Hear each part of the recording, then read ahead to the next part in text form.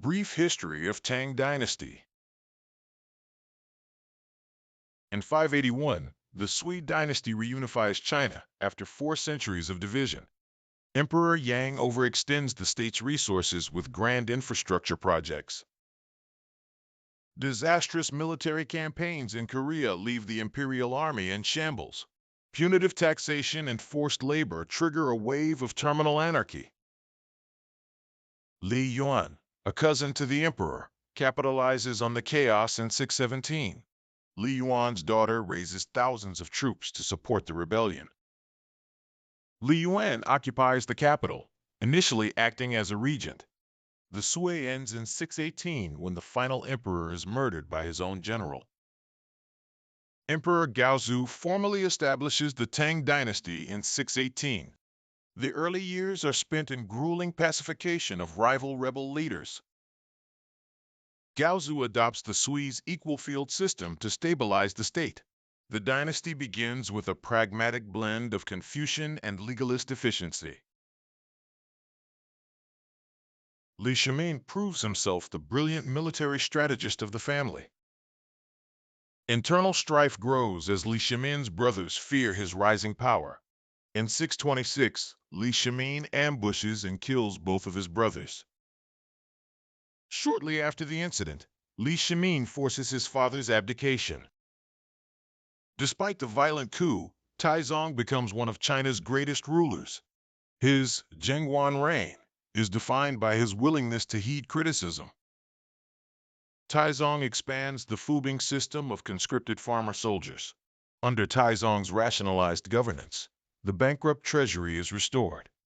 The Tang state begins to evolve into a cosmopolitan pan-Asian force.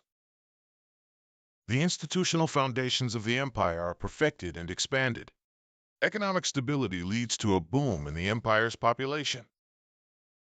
The early Tang synthesizes northern military vigor with southern traditions.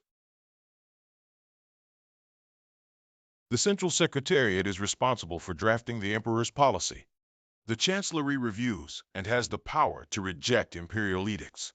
The Department of State Affairs ensures the implementation of policies. The Ministry of Personnel manages the appointment of competent civil servants.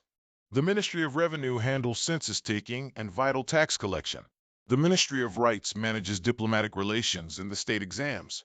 The Ministry of War oversees a postal service spanning 32,000 kilometers.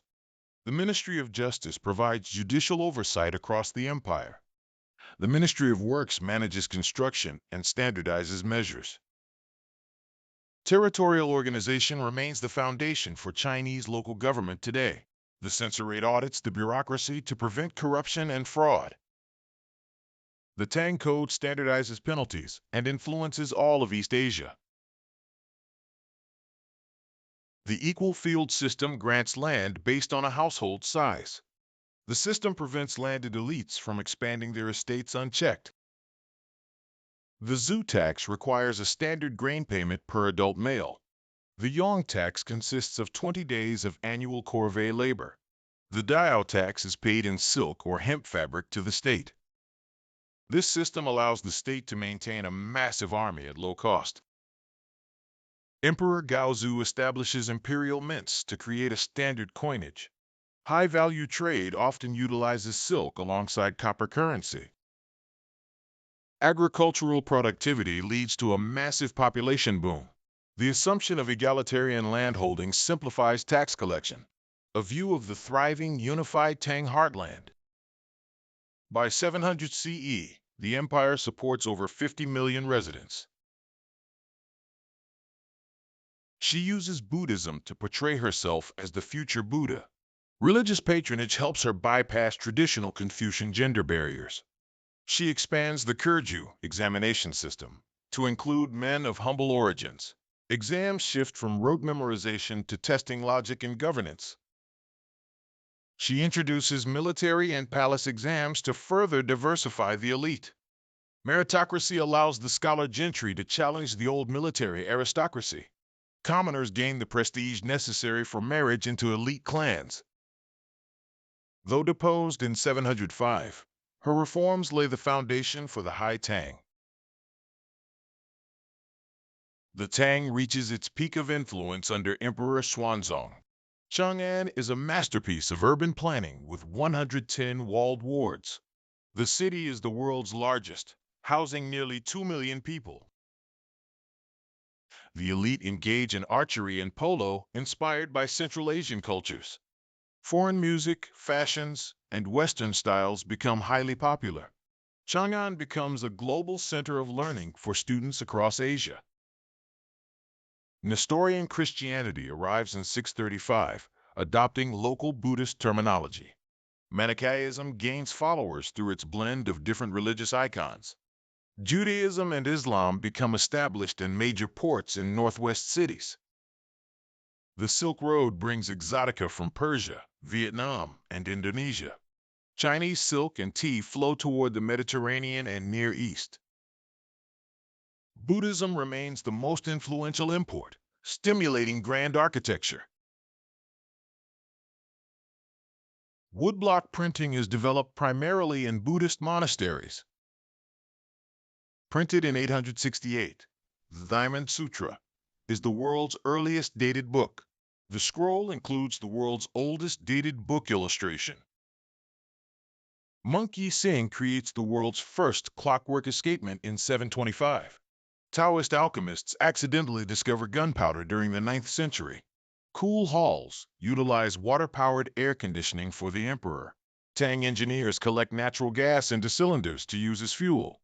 Emperor Gaozong commissions the world's first state pharmacopoeia in 657. Li Bai, the immortal poet, represents romantic and Taoist freedom. Du Fu, the poet sage, documents the suffering and tragedy of war. The three perfections merge painting, poetry, and calligraphy. Tang ceramics reach new heights and are highly prized in global trade. An Lushan, a general of foreign descent, gains the emperor's favor.